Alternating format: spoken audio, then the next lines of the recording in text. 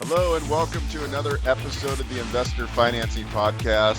And today on our show, we're going to talk about gap funding for fix and flip deals. What's been more common in practice today, and a lot of fix and flippers actually use this model full time. They never put any of their money into the deal. They always have this gap funding partner. And there's different ways you can structure these types of transactions. But essentially, this gap funding partner brings in the $100,000 needed for down payment, closing costs. So if you're able to create these structures, then all you have to do is find good deals and get them to the finish line and sell, rinse and repeat. Welcome to the Investor Financing Podcast, where we interview real estate investors and lenders so you can learn all the secrets to getting your projects funded and scale your portfolio. Hello and welcome to another episode of the Investor Financing Podcast. And today on our show, we're going to talk about gap funding for fix and flip deals.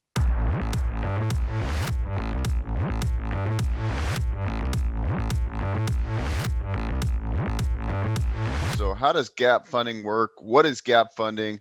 And essentially, gap funding fills the gap.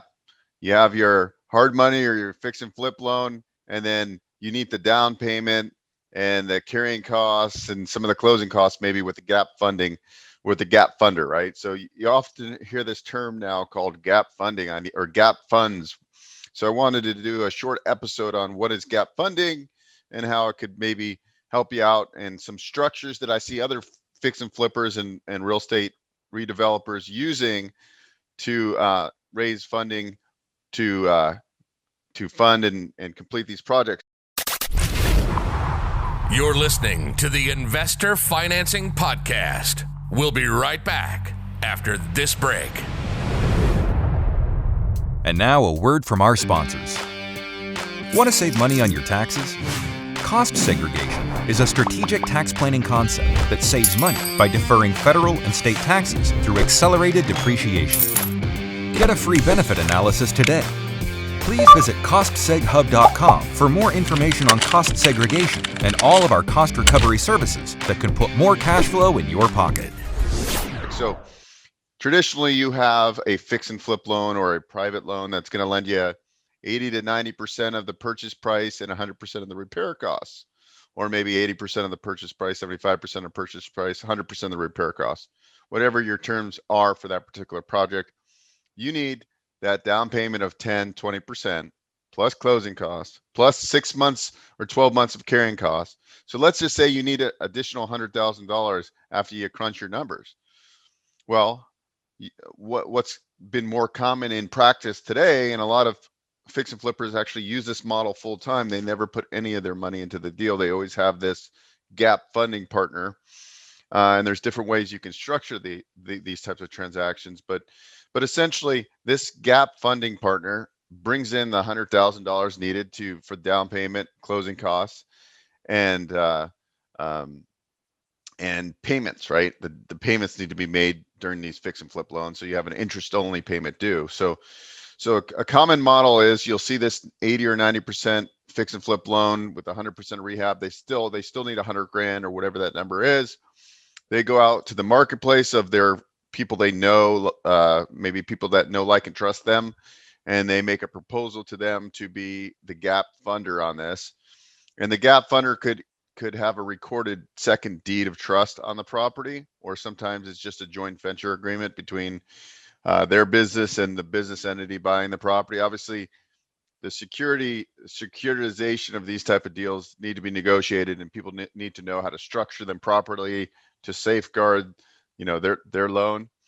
Some of the hard money lenders, though, do not allow subordinate financing, meaning they won't allow for a second. So on those circumstances, if you have an established track record and you have an established list of financial friends that are your gap lenders, then sometimes those people don't need to be recorded because they might file against your LLC to protect themselves, or maybe they have a certain level of trust, or maybe they have another lien on another property and they just make these loans to you knowing that they have other security.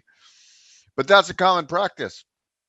And the gap funding terms can be just a straight debt loan, 8, 10, 12%. They could be just a profit share agreement, meaning, at the end of the day, whatever the gross proceeds are from the sale of the property, the owner is going to get 70%, and then the gap funder gets 30% of the profit. So you're seeing a lot of that creativity in how people structure these deals, because there's nothing set in stone. You can be as creative as you want. Some investors are okay with 6 or 7%, and they're okay with going in second position. But it's really about you having these contacts and making these contacts and meeting people that are interested in partnering with you on these type of deals, because it's really not a partnership, but it could be, right? Because you could structure it as a joint venture, you could structure it as a lien on the property, lots of ways. But that's how these operators are able to buy and do 10 or 12 fix and flips, right? They get a hard money lender that's lending the majority of it, maybe 90% of all their costs or 85% of all their costs. And then they have a gap funding partner lending the down payment, closing costs, and carrying costs. So if you're able to create these structures, then all you have to do is find good deals and get them to the finish line and sell, rinse, and repeat. So that's what gap funding is in a nutshell. Hope you enjoy this episode. Please like, share, and connect for future episodes. Thanks for watching another episode of Investor Financing Podcast, and we'll see you on the next one. Thanks for listening to the Investor Financing Podcast. For show notes and useful resources, please visit investorfinancingpodcast.com. For questions or comments, email info@investorfinancingpodcast.com. If you enjoy our show, please share it with your network. Until next time.